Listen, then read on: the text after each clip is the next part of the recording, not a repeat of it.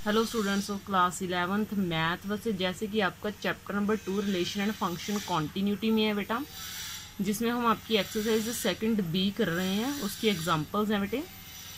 Example में आज मैं फिर एक एग्जांपल उठा रही हूँ, इसको अच्छे से समझाऊंगी कि कैसे इक्विवेलेंस रिलेशन प्रूव करा जाता है। इक्विवेलेंस रिलेशन की एग्जांपल इसलिए बार बार करवा रही हूँ ताकि आपको लिखने में दिक्कत ना आए कि किस प्रॉपर्टी को कैसे लिखना है। जैसे आपको क्वेश्चन है, if R is a relation in N cross N. N cross N आपको कार्टेशियन प्रोडक्ट दी गई है कि N cross N Cartesian product में से सबसेट उठाया गया है और उसको रिलेशन बोला गया है, क्योंकि मैंने रिलेशन आपको बताया था कार्टेशियन प्रोडक्ट में से उठाया गया सबसेट रिलेशन होता है। ठीक है, ये मैंने आपको बताया था। तो मुझे एन क्रॉस एन एक कार्टेशियन प्रोडक्ट दी गई है और इसमें से मैंने एक रिलेशन आर उठाया। शो दैट, मुझे शो क्या करना है कि ये जो N cross N Cartesian product के ऊपर बनाया गया रिलेशन है वो डिफाइंड कैसे करा गया है। ए बी नाम के जो पेयर हैं कार्टेशियन प्रोडक्ट में से वो रिलेटेड हैं सी कॉमा डी, यानी कि एक एलिमेंट दूसरे एलिमेंट से क्या है, रिलेटेड है। इफ एंड ओनली इफ, सिर्फ और सिर्फ तब, इफ अगर A D is equal to B C. देखो, दो एलिमेंट तभी इक्वल होंगे अगर वो इस कंडीशन को फुलफिल करेंगे तो, यानी कि ए बी नाम का एलिमेंट सी कॉमा डी नाम के एलिमेंट से तभी रिलेटेड होगा अगर ए डी और बी सी आपस में इक्वल होंगे, तब वो रिलेशन इक्विवेलेंस रिलेशन बन जाना है, ये मुझे बताना है। ठीक है, अब देखो, अब इस रिलेशन को रिफ्लेक्सिव कैसे प्रूव करना है, पहले आप ये चीज समझो। मुझे कंडीशन कौन सी दी गई है कि आपने कंडीशन प्रूव करके दिखानी है A B is equal to B C वाली। ठीक है, और जो एलिमेंट आए ये ए बी वाले बी सी वाले, ये सभी के सभी नेचुरल होने चाहिए। ये देखो, ए एंड बी, जितने भी मैं नेचुरल एलिमेंट उठाऊंगी वो सभी एन में से होने चाहिए। अब देखो, मुझे क्योंकि रिफ्लेक्सिव रिलेशन है तो मैं अलग अलग एलिमेंट तो ले नहीं सकती, यानी कि A B comma related to B C, ये तो मैं ले नहीं सकती। ठीक है, सी डी, अलग अलग एलिमेंट तो ले नहीं सकती, क्योंकि रिफ्लेक्सिव का मीनिंग क्या है, सेम एलिमेंट है। ये मैंने आपको प्रॉपर्टी समझाई थी।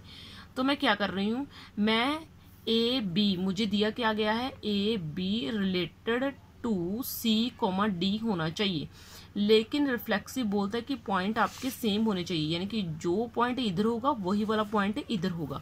तो मैं इसको कैसे लिखूंगी, यानी कि for A comma B belongs related to A comma B, यानी कि इस पॉइंट के लिए A comma B related to A comma B, आगे वाला पॉइंट भी सेम, पीछे वाला पॉइंट भी सेम आपका रहना चाहिए।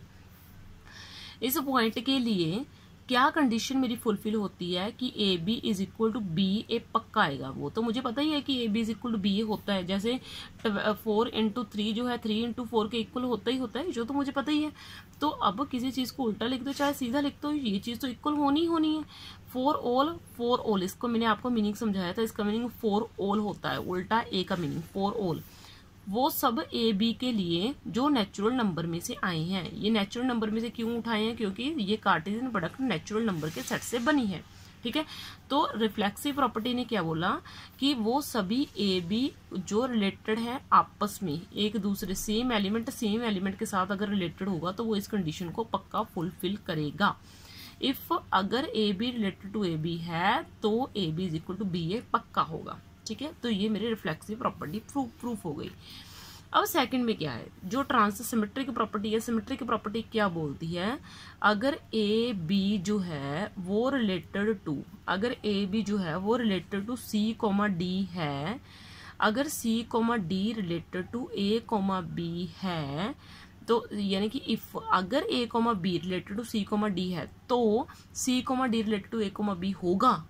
आपने ये आपने लेके चलना है, ये आपने प्रूव करना है। नीचे वाला समझ में आई बात, मैंने क्या बोला, ऊपर वाला आपने लेके चलना है, नीचे वाला आपने प्रूव करके बताना है। तो अब देखो मैं क्या करूंगी, अगर A B related to C comma D है देन तो ये कंडीशन तो पक्का फुलफिल हो रही है, वो तो मुझे दिया ही गया है, A D is equal to B C, वो सभी ए बी सी डी के लिए जो मुझे नेचुरल नंबर में से लिए गए हैं। ठीक है, वो सभी इस कंडीशन को फुलफिल कर रहे हैं। देन अगर ये कंडीशन फुलफिल हो रही है देन तो ये वाली कंडीशन भी हो रही है, इफ, और इसके बाद ये, देन इफ वाली ये पूरी कंडीशन होगी, देन वाली सेकंड कंडीशन होगी ये जो हमने प्रूव करनी है, then C D related to A comma B होगा, ये भी उल्टा रिलेटेड होगा इफ इधर वाला एलिमेंट सी, इधर वाला एलिमेंट ए, इधर वाला एलिमेंट डी बी।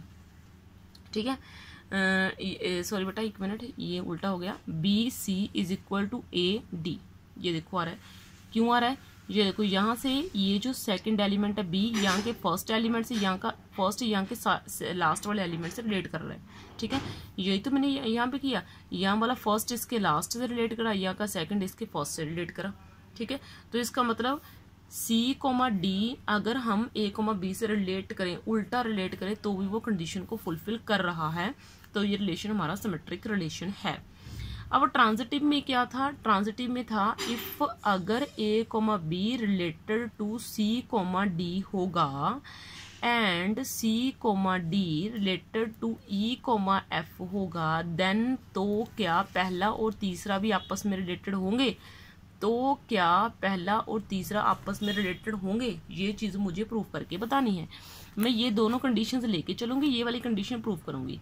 तो इफ अगर A comma B related to, sorry एक मिनट बेटा, related to C comma D है and C comma D related to E comma F है, तो अगर यहाँ से कौन सी कंडीशन होगी, अगर A B related to C comma D है तो यहाँ का फर्स्ट और last A D is equal to B C पक्का होगा, और यहाँ से C F is equal to E D E पक्का होगा। यहाँ से मैंने कंडीशन ली है फर्स्ट और लास्ट, सेकंड और फर्स्ट।